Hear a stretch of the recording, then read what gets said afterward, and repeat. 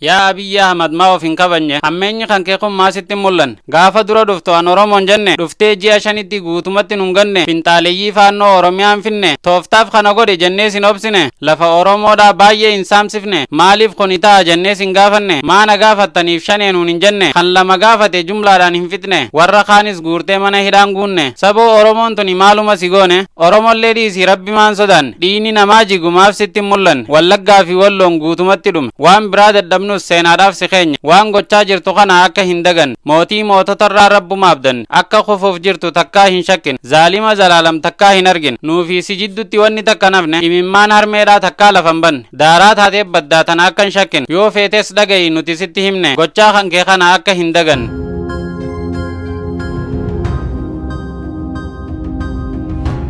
Ashama harka fuunee kabajamtootaa fi jaalatamtoota ilmaan Oromoo nageenyi keenya kan jaalalaatii fi kan kabajaa bakkuma jirtanitti isin haa qabu isiniin jecha egaa har'aaf qophii gabaabaa nuti qabannee dhufnee kabajamtootaa fi jaalatamtoota ilmaan Oromoo haala Oromiyaa keessatti deemaa jiru kana ilaalchifneeti egaa guyyoota 4 fi 5 dura irreechaatu ture irreechi hora Finfinneedhaa erga dabre guyyaa 5 geenyeetiin jira maarree namoonni irreecha irratti hirmaatan baay'eedha akkasuma qeerrolee baay'eellee mootummaan tanii dheettu jira dhimma ijoollee tanaa maaliif hin dubbanne jettanii namoonni baay'een yaada kaasaatiin jirtan akkuma isin gaafataa jirtan hayyoonni baay'eenis mee dhimma kana obsaanii bahanii jechuudhaan dhimma isaanii kana akka miidiyaa irratti hin afarfamne gaafataa turan haa ta'u malee namoonni obsa dhaban dhimma ijoollee tanaa irra deebiidhaan maxxansa garagaraa maxxansaa jiran guyyaan guyyaa irreechaa ture obbo Jowaar Mammaffaan irreecha hora Finfinneedhaa qeerroodhaa waliin argamuuf dhaqanii turan egaa guyyaa irreecha hora Finfinnee booda kan Bishooftuutu itti aana achi bulanii hora Bishooftuu sanirratti illee argamuudhaaf deemanii yeroo isaan naannaa Bishooftuutti dhiyaatan poolisoonni naannoo Oromiyaadhaa qaban yeroo kana obbo Jowaar Mammaffaan sekuriitiin isaan eedu meeshaa ifirraa qabdi waan ta'eef gaafii itti baay'ifnaan of duuba deebi'an jechuu duraanuu sababa isaan itti qaban barbaadaa jiran waan ta'eef poolisiin obbo Jowaar Mammaffaatti makiinaa kaafattee jala deemuu eegalte yeroo isaan dhaabanii gaafii itti baay'isanitti namoonni akkuma Jowaar Mammaffaatti gara Bishooftuu deemaa jiran arganii isaanii wajjin dhaabbatanii turan yeroo poolisiin isaan jala makiinaa kaafattee deemtutti qeerroon hammi takka if duuba deebite makiinuma poolisii tana wajjin deemuu eegalte poolisoonni gaa'if dura bilbilanii Tullu Diimtutti karaan akka muramu godhan yeroo kana gaachitti makiinaa keessaa gabbuusanii namoota Jowaar Mammad wajjin turan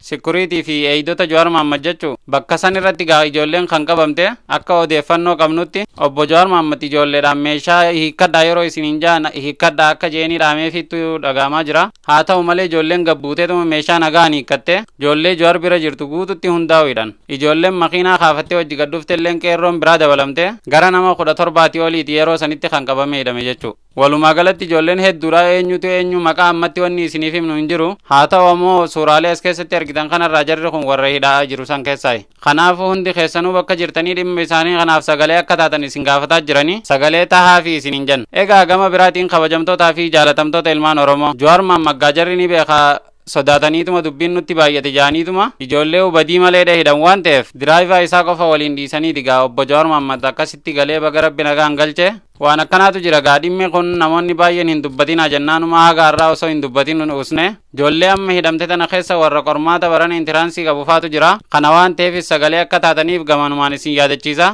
dhimmi biraa dhimma marii nagaa jedhameeti gamtaan Afrikaadhaa mootummaa Abiy Ahmadii fi Tigraay lola kana dhaabaadhaa kotta araara buufnaa jechuudhaan Afrikaa kibbaatti afeerrateetiin jira kana ilaalchisuudhaan immoo mootummaan federaalaatii fi mootummaan Tigraay illeen tole hayyee jechuudhaan ajaja gamtaa Afrikaa fudhatanii marii kanarratti hirmaatuudhaaf ibsa baasanii jiran haa ta'u malee dubbiin amma Oromoo baay'ee biraa ka'aa jirtu dhimma wal waraansa Oromiyaa keessatti deemaa jiruuti dhimma kanarratti wanni ammallee jaame takka illee hin jirtu marii kanarratti illee hirmaatuudhaaf namni isaan afeere hin jiru jechuu kana waan ta'eef illee bakki dura nagaa argachuu qabdu Oromiyaadha waan ta'eef dhimma Oromiyaa kana laayyotti hin ilaalina jechuudhaan namoonni baay'een yaada isaanii gaa kaasaatiin jiru isinilleen gaa gamanumaan dhimma kanarratti akka hojjettan isin gaafanna tole gaa kabajamtootaa fi jaalatamtoota ilmaan Oromoo ajjechaan Oromiyaa keessatti guyyarraa akkuma itti fuftee jirti kana akkasiin hubadhaa ummata keessaniif sagalee tahaa isiniin jenna qophii keenya kanallee waliif daddabarsuudhaan ummata biraan gaa isiniin jecha dhimma ijoollee humnaan waraanaaf guuraa jiraachuutu himamaa jira kana ilaalchisuudhaan gaa kaadireen walafaan deebitee kaadireen bilisiginnaa humnaan ijoollee guuraa jiran jechuudhaan haala kanaan dubbatanii gabaasa gabaabaa kana dhaggeeffadhaa Kaadireen mootummaa Itoophiyaatiilleen kunoo haala kanaan dargaggoota ganda keessaa mootummaan kun humnaan guuree gara raayyaa ittisa biyyaatti oofaa akka jiru inboksiin dhugee jechuudhaan ibsaatiin jirti. Egaa waan itti dubbachaatiin turre dhugaa tahuu kanarraa hubachuun ni danda'ama. Inboksii jaa waliif daddabarsuudhaan uummata keenya biraan gahaa jaa raayyaa ittisa biyyaatti makamuun kabajaadha jaa miseensa raayyaa ittisa biyyaa ta'uun kabajaa guddaadha garuu faallaa kanaa godina fi aanaalee irraa kaadireen osoo dargaggoota teessisee hin mariisisin osoo hin amansiisin dargaggoota dirqiidhaan guuranii raayyaa ittisa biyyaatti makamaa jechuudhaan dogoggorsaa akka jirantu dubbatamaatiin jira. Nama dirqiidhaan waraanatti guuruun kisaaraa hamaa biyya irratti fida jechuudhaanis yaada qabanitti dabalu. Namaarra dirqiidhaan ol argitan kana gabaasa keessaniin tolfattu garuu ammoo boru siitu achi dhaabbatee lolchiisa gaafii jettullee gaafata. Ummata mariisisaa amansiisaa ummanni keenya lubbuu haga lukkuu jechaatiin jiru. Ummanni waan abbichuun gaafate takkallee noo jee hin beeku jechuudhaan yeroo kijiba isaas keessatti afuufullee ni dhageessu. Yaa warra beekaa mootummaa kana irratti nama kaasuudhaaf hojjechaatiin jiru. Yaa kaadire jaa barsanu ofiifillee kaadirum. Guyyuma waraqaan Shimallis irraa sitti dhufte haatee ganda keessa ceetee akka adamsootti ilmaan namaa funaantu kana dhiisi jechuudhaan of eeggannoo akka taasisan as keessatti ayyeetiin jira. Egaa yeroo ammaan kana baabsaa tuulaatillee barreeffama wal fakkaataa maxxanse. Egaa kabajamtoota fi jaalatamtoota keenya jedha.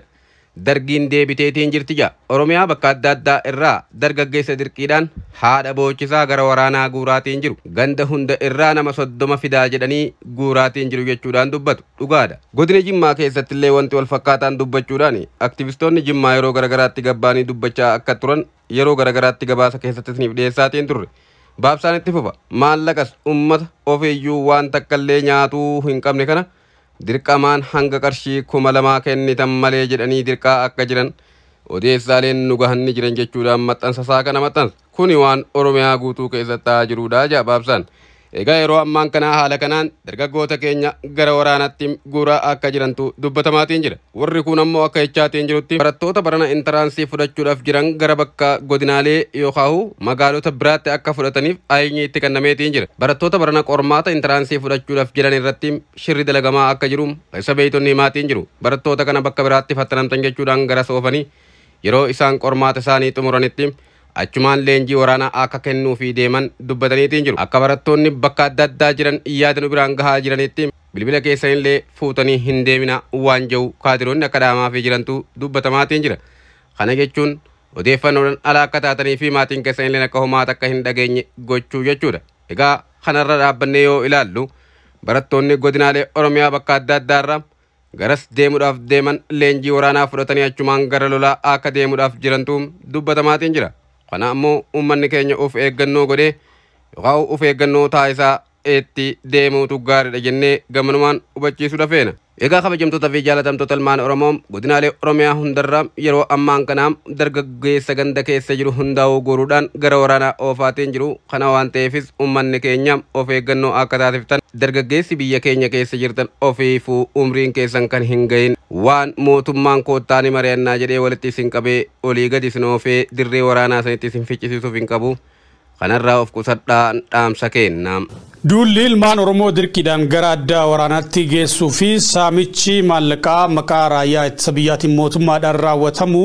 kutaalee Oromiyaa garaagaraatti tufee jira. Tibbana baha Oromiyaa godinaalee Harargee bahaa fi lixaatti akkaan hammaachuutu himame. Godinaalee Arsii lixaa, Shawaa kibba lixaa, Wallagga bahaa fi Jimmaattis gochaa wal fakkaatutu mul'ataa jedhu jiraattonni Na'imaa Umar irraa dhageessu. Erga lolli kaabaa irra deebiin jalqabee as dabballoonni sirnichaa dhaadannoo lukkuu hanga lubbuu jiru qabatanii kutaalee Oromiyaa garaagaraatti uummatarraa maqaa deeggarsa raayyaa ittisa biyyaatiin kaan maallaqa irraa sassaabaa kaan ammoo ilmaan isaanii jalaa guuraa jiru. Gochaan kun kutaalee Oromiyaa mara keessa jiraatullee tibbana ammoo baha Oromiyaa godinaalee Harargee bahaa fi lixaa aanotaa fi magaalota garaagaraatti hammaachuu dubbatu. Addatti ammoo guyyaa kaleessarraa eegalee hanga guyyaa har'aatti taateen aanaa malkaa bal'oo keessatti ta'aa jiru akkaan rifachiisaadha jechuun jiraattonni Oromiyaa miidiyaa neetwoorkii dubbise himu. Jiraattuun aanaa malkaa bal'oo OMN'f yaada laattetuun akka himtutti humnoonni mootummaa gandarra bobba'uun daa'imman osoo hin hafne konkolaatatti naqanii aanicharraa baasaa jiru jechuun himti. Kanaan dura miseensa maatii ishii keessaa namni abbaa ilmaanii ta'e tokko fudhatamee gara lola kanaa geeffame ergasii ergaan du'e jettu maatiitti galuu kan himtu namni tun ammaas karaan daa'imman kanaa sanuma jechuun maatiin akkaan sodaa qabaachuu dubbatte. Haaluma wal fakkaatuun halkan edaa aanaa Gooroo Muxii keessatti itti gaafatamaan waajjira bulchiinsaa fi nageenya aanichaa humnoota hidhatan wajjin ta'uudhaan daa'imman xixiqqoo dabalatee namoota hedduu walitti qabuun raayyaa ittisa biyyaatti makamtu jechuun dirqamaan fuudhanii deemuu himani. Daa'imman barattootaa fi dargaggoota Oromoo humnoonni mootummaa garii manatti itti seenuun kaan daandirraa kaan mana barumsaa fi iddoo argan maraa butanii guuruun kun tibbana baha Oromiyaatti bifa adda ta'een adeemaa jiraatus yeroo ammaa kutaalee Oromiyaa garagaraatti babal'ataa jiraachuu maddeen Oromiyaa miidiyaa neetworkitti himaniiti jiru. Godinaalee Arsii Lixaa, Shawaa Kibba Lixaa, Wallagga Bahaa fi Jimmaattis gochaan wal fakkaatu mul'ataa jira jiraattonni. Toleegaa kabajamtootaa fi jaalatamtoota ilmaan Oromoo qophiin keenyaarraaf qabannee dhufnee kana fakkaata. Hamma qophii biraa qabannee walitti dachaanutti kanumaan nagaatti nuuf turaa isiniin jecha waliif daddabarsuudhaan uummata biraan akka geessan gamanumaan isin gaafannaa nagaatti nuuf tura.